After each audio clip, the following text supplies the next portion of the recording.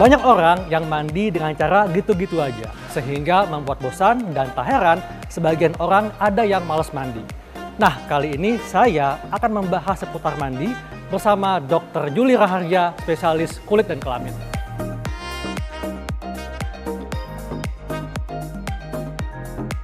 Dok, kita semua pasti setiap hari melakukan rutinitas mandi. Namun dok, masih banyak nih, atau mungkin banyak masyarakat yang belum tahu sebetulnya apa nih manfaat mandi untuk kesehatan. Jadi, mandi itu sendiri merupakan suatu proses untuk menghilangkan kotoran, bakteri, kuman, sisa-sisa sel kulit mati, kuman-kuman virus yang menempel di permukaan kulit, dengan berbagai manfaat yang lain seperti untuk relaksasi, bisa untuk melancarkan peredaran darah, bisa juga untuk mencegah bau badan, sekaligus untuk memberi atau mencegah dari kekeringan atau memberikan kelembaban. Dan tentunya juga untuk supaya bisa membantu melancarkan peredaran darah. Ya, betul. Ini juga ada, mungkin kita sempat mendengar ada berita di negara lain ya. Jadi karena pengaruh tradisi kepercayaan sehingga ada yang tidak mandi selama bertahun-tahun. Nah ini dampaknya apa dok bagi kesehatan? Efeknya adalah peningkatan resiko dari infeksi. Baik itu infeksi jamur, infeksi dari virus, bakteri, maupun investasi parasit. Jadi itu semua akan meningkat sehingga menimbulkan penyakit-penyakit yang tidak kita inginkan. Adakah semacam penelitian yang menunjukkan bahwa kalau kita tidak mandi, katakanlah sekian hari, akan membuat tubuh kita lebih rentan terkena penyakit?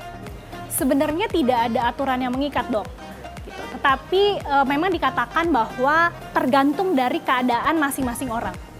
Jika misalnya orang itu punya aktivitas yang tinggi, lalu keringatnya banyak, maka pasti kegiatan mandinya akan jauh lebih sering. Lalu kalau misalnya orangnya tidak terlalu banyak keringat gitu ya, aktivitasnya di dalam rumah saja, biasanya aktivitas mandinya akan lebih sedikit. Berdasarkan penelitian dari para ahli, berapa yang disarankan adalah minimal satu kali dalam satu hari.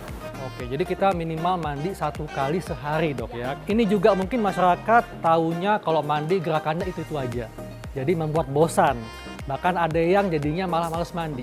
Nah, sebetulnya apakah ada dok tata cara yang benar sesuai kesehatan untuk mandi? Sebenarnya langkah-langkah dalam mandi ini dok yang benar. 1, gunakan air yang suam-suam kuku. Artinya tidak boleh terlalu panas, tidak boleh juga terlalu dingin. Yang kedua, jangan terlalu lama, juga jangan terlalu sebentar. Jadi berapa lama waktunya? Biasanya yang direkomendasikan adalah 5-10 menit. Terus gunakan atau pilihlah sabun yang kira-kira sesuai dengan kebutuhan kita. Yang disarankan sebenarnya sabun yang berpelembab tentu, biar menjaga tetap lembab. Nah untuk sabun ini apakah sebaiknya sabun cair atau sabun batang dok? Sebenarnya dua-duanya sama-sama direkomendasikan, tergantung dari kebutuhannya. Jika misalnya kita tidak dapat menjaga kebersihan dari sabun batang karena dapat menyimpan bakteri, sebaiknya kita gunakan dalam bentuk cair.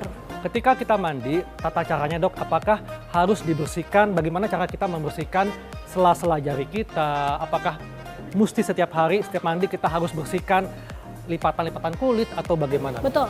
Setiap mandi yang direkomendasikan adalah jangan lupa lipatan. Baik itu lipatan ketiak, lipatan paha ya, atau selangkangan, atau yang paling penting juga adalah yang sering dilupakan sela jari. Nah, sela jari itu harus tetap dibersihkan supaya apa? Supaya bersih dan tidak menimbulkan atau tidak menimbulkan penyakit ya gitu. Seperti misalnya infeksi jamur gitu. Terkait dengan penggunaan sabun, saat mengoleskan sabun ke kulit itu apakah digosok atau sebaiknya menggunakan tambahan spons? Sebenarnya justru kita harus menghindari mengoleskan sabun dengan cara menggosok. Mengapa? Karena akan meningkatkan resiko terjadinya iritasi pada kulit. Jadi memang cukup dioleskan, betul, nggak perlu digosok yes, dok ya? Tidak perlu. Dan bagaimana dengan rambut kepala dok? Kan ada nih orang yang mungkin males ya, harus sampoan atau harus membasahkan rambutnya setiap mandi. Nah, apakah setiap mandi kita sebaiknya membasahi kulit kepala atau tidak? Sebenarnya sama dengan mandi dok, tidak ada aturan yang mengikat. Jadi semua tergantung dari kebutuhan masing-masing orang ya. Jika dirasakan kulit kepalanya berminyak, banyak aktivitas, keringatnya banyak dan kotor, sebaiknya keramas pasti akan jadi lebih sering.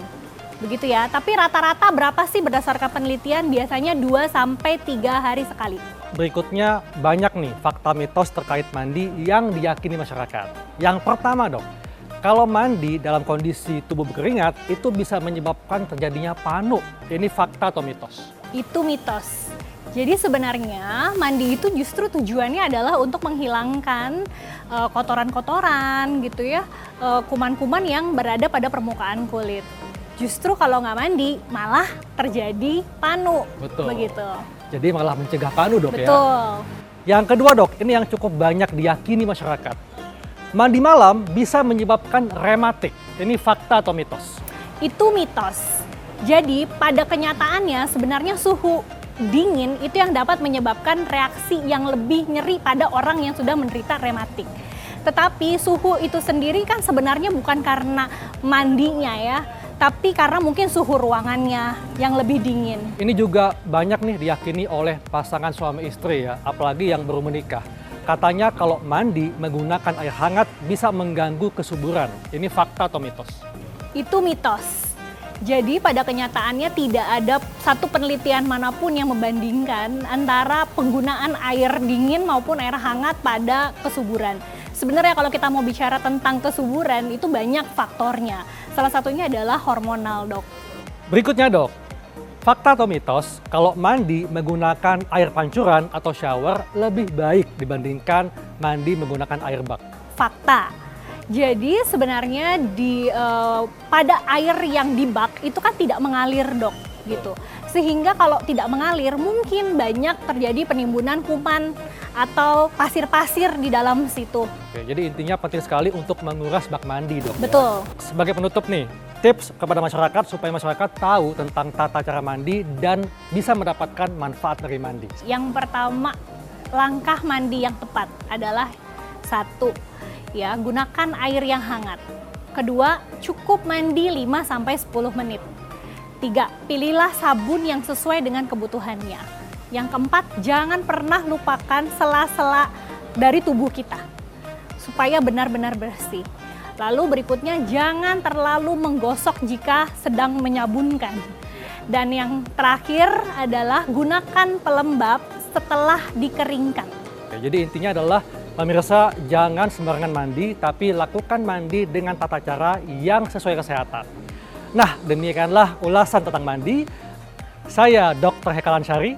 Saya Dr. Julie Riani Raharja, spesialis kulit dan kelamin. Untuk hidup sehat plus.